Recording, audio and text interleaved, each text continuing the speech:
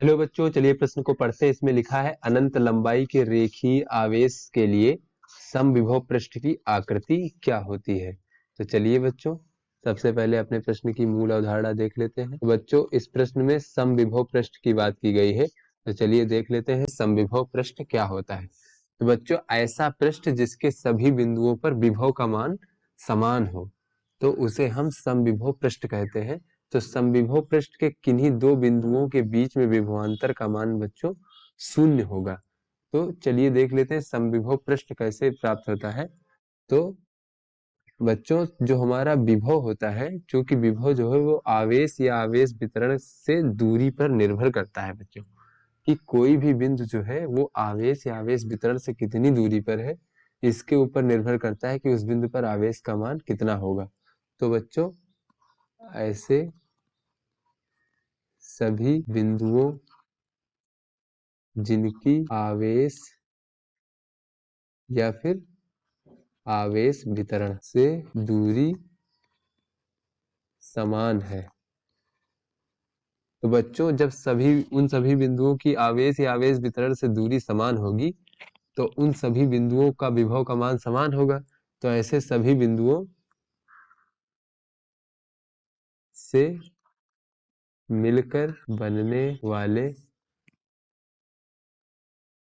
पृष्ठ को समविभव पृष्ठ कहते हैं। तो बच्चों, किसी भी आवेश या फिर आवेश वितरण के लिए अगर हमें समविभव पृष्ठ की आकृति जानना है, तो हमें ऐसे सभी बिंदुओं को मिला करके एक पृष्ठ बनाना होगा, जिनकी जो है बच्चों आवेश या आवेश वितरण से जो दूरी है वो समान हो। तो ऐसे सभी बिंदुओं को मिलकर जब हम हमारा पृष्ठ बनाएंगे, तो हमारा समविभव पृष्ठ की आकृति प्राप्त हो जाएगी। क्योंकि बच्चों, दूरी समान होने पर विभव का मान समान होगा, क्योंकि जो हमारा विभव है बच्चों, वो आवेश या आवेश वितरण से दूरी पर निर्भर करता है। तो चलिए बच्चों, अपने प्रश्न को हल करते हैं। बच्चों, इस प्रश्न में हमको दिया गया है अनंत लंबाई का रेखीय आवेश। तो बच्चों, हमारा आवेश कुछ इस प्रकार से होगा, इस प्रकार से रेखीय अनंत लंबाई का बच्चों इस प्रकार से एक रेखा खींच लेते हैं। यहाँ पर इसकी लंबाई बच्चों अनंत है। तो यहाँ पर अगर हम ये धनावेशित मान ले या कोई भी आवेश मान लेते हैं, ये हमारा धनावेशित है, इस प्रकार से एक समान रूप से। तो बच्चों, इस अनंत लंबाई के रेखीय आवेश के चारों ओर अगर हम बिंदु देखें, जिनका जो है इस आवेश वितरण से दूरी समान है, तो उन सभी बिंदुओं को मिलाकर जो पृष्ठ बनेगा वही हमारा समविभव पृष्ठ होगा। तो बच्चों, अगर यहाँ इस लंबाई जो अनंत लंबाई का रेखीय आवेश है, इससे हम कुछ r दूरी पर मान ले, यहाँ पर बच्चों r दूरी पर कोई बिंदु मान ले। इसी प्रकार बच्चों, इसके चारों ओर हम इस तरह r दूरी पर कोई बिंदु मानते चले। इसके चारों ओर बच्चों r दूरी पर इस प्रकार से बिंदु मान ले हम, तो इन सभी बिंदुओं की बच्चों जो आवेश वितरण से दूरी होगी, उसकी समान होगी बच्चों। आवेश वितरण से दूरी r सबकी r दूरी पर ही होगी। तो बच्चों, इन सभी बिंदुओं पर जब आवेश वितरण से दूरी समान है, तो विभव का मान भी समान होगा। तो इनसे मिलकर बनने वाला जो पृष्ठ होगा बच्चों, वो हमारा समविभव पृष्ठ कहलाएगा। तो बच्चों, जैसे इस बिंदु से हमने आर दूरी देखा था, वैसे यहाँ से भी देख सकते हैं दूरी पर प्रकार से बच्चों आर दूरी पर। बच्चों, इस आवेश वितरण से पूरा आर दूरी पर अगर हम देखें इस प्रकार से, तो ये हमारा सब दूरी समान होने पर इनमें विभव का मान समान होगा। तो बच्चों, इसको मिला देने पर ऐसा प्रतीत होता है ये हमारा एक बेलनाकार पृष्ठ प्राप्त हो जाएगा बच्चों।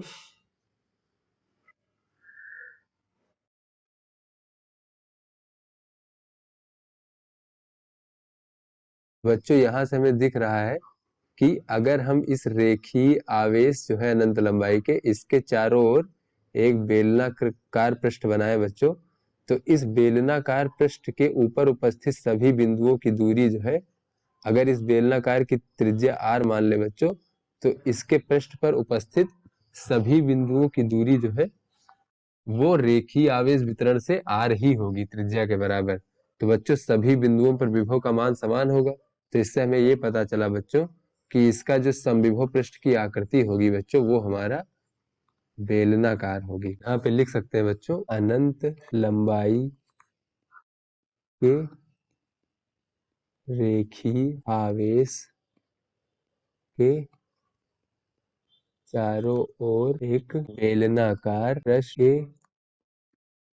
सभी बिंदुओं की आवेश वितरण से दूरी समान होगी। तो सभी जो बच्चों दूरी समान होगी तो सभी बिंदुओं पर विभव का मान भी समान होगा। तो इस प्रकार हमने देखा बच्चों जो समविभव पृष्ठ होगा उसकी आकृति हमारा बेलनाकार होगा। तो आशा करते हैं ये आपको समझ में आ गया होगा। धन्यवाद।